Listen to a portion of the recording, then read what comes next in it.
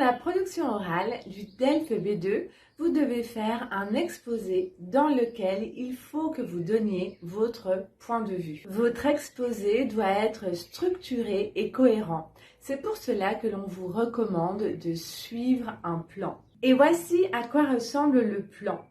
Introduction, développement et conclusion. Même si le sujet de votre exposé change, la forme sera toujours la même. C'est pour ça que dans cette leçon, je vais vous donner des phrases clés, des phrases utiles que vous pouvez utiliser pour chaque production orale du DELF B2, peu importe le thème. Mais avant de vous donner ces phrases très utiles qui vous serviront pour la production orale, je vais juste expliquer en détail à quoi ressemble le plan.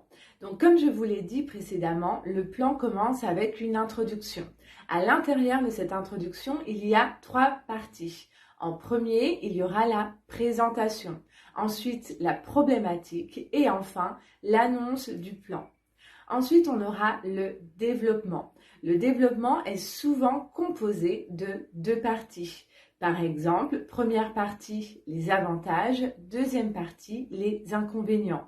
Ou alors, les inconvénients ou les avantages. Ça dépend de votre point de vue. On m'a récemment demandé sur Instagram si c'était nécessaire de développer les 2 points, c'est-à-dire avantages et inconvénients.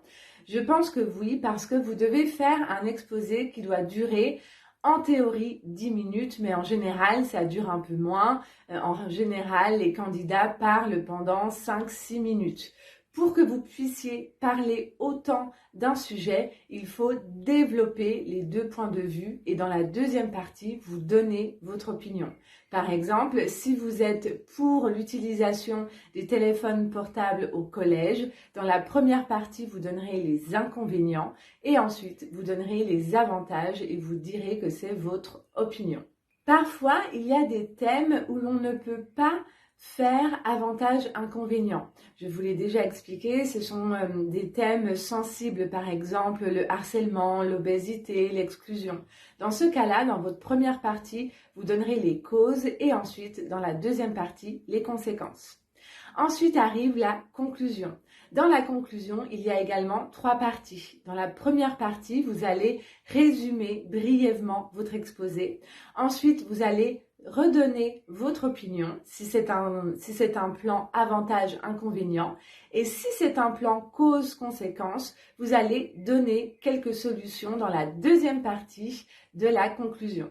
Et enfin, vous terminerez avec une phrase que je vais vous donner dans quelques minutes, votre exposé, afin de donner la parole à l'examinateur ou à l'examinatrice. Voyons tout de suite les phrases utiles que vous pourrez utiliser dans toutes vos productions orales du DELF B2. Je vais vous donner ces phrases dans l'ordre chronologique de votre plan. Donc je vais bien sûr commencer avec les phrases de l'introduction. Vous pouvez commencer votre exposé ainsi.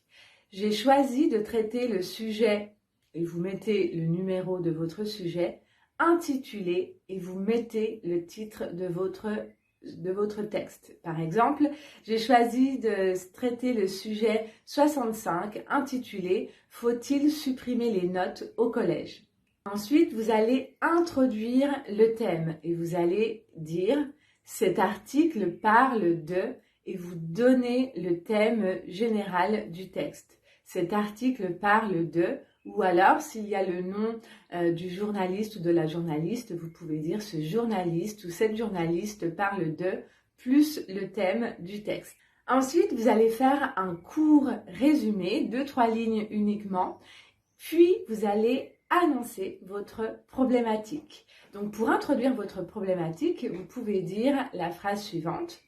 Dans mon exposé, on se posera la question suivante. Et là, vous dites votre problématique. Par exemple, dans mon exposé, on se posera la question suivante. Est-ce que le travail, c'est le bonheur? Et directement après, vous allez annoncer votre plan.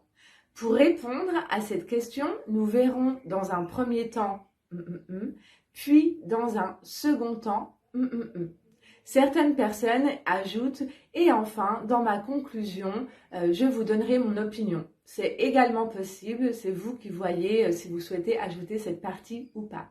Par exemple, Pour répondre à cette question, nous verrons dans un premier temps quels sont les freins du bonheur au travail, puis dans un second temps, nous verrons ce qui permet d'être heureux au travail. Voilà pour l'introduction. Ensuite arrive le développement.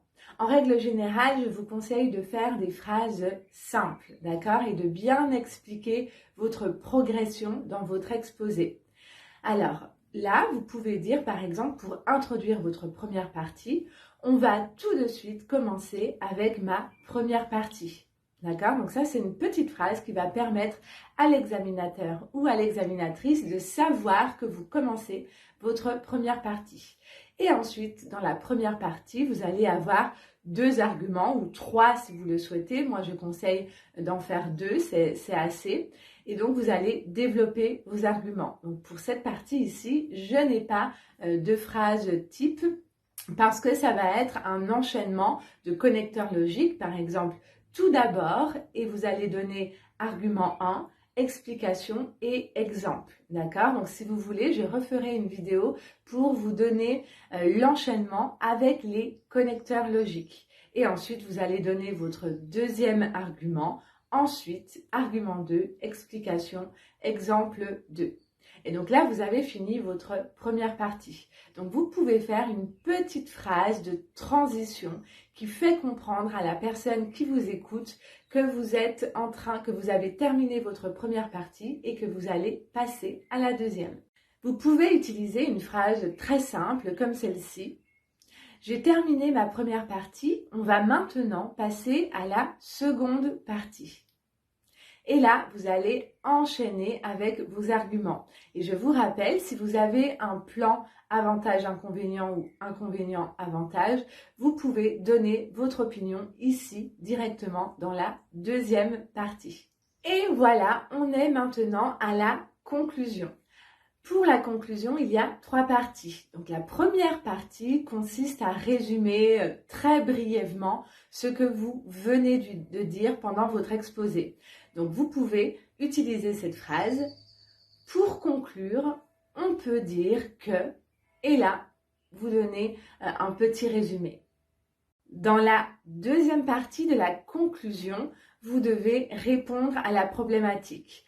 Donc moi, en général, je donne déjà mon opinion dans la deuxième partie, mais bien sûr, je la redonne à nouveau et c'est la même opinion dans la conclusion. Je veux être sûre que l'examinateur ou l'examinatrice ait bien compris ce que je veux dire, quelle est mon opinion, pour qu'ensuite il y ait un débat. D'accord? Je rappelle que directement après l'exposé, il y a un débat et donc l'examinateur ou l'examinatrice doit savoir quel est votre point de vue.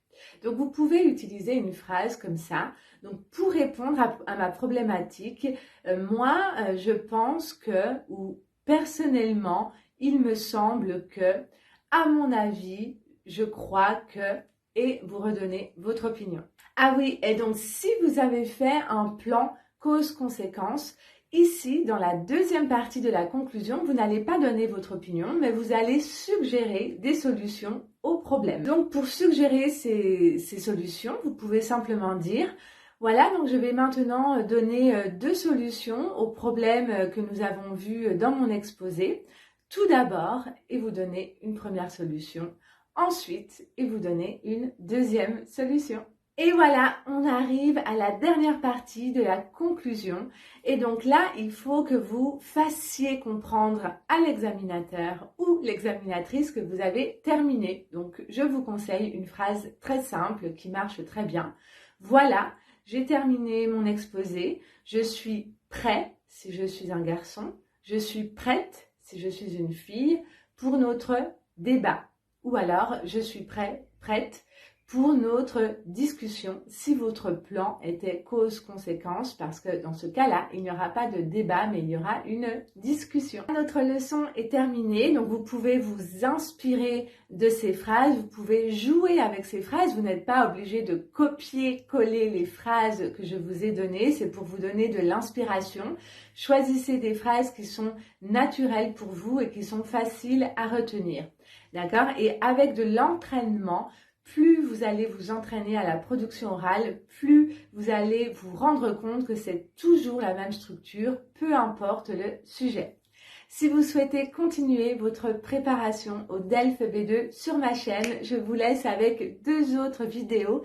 N'oubliez pas de vous abonner à ma chaîne, ça fait toujours plaisir et je vous dis à très vite pour une nouvelle leçon de préparation au DELF B2. Prenez soin de vous.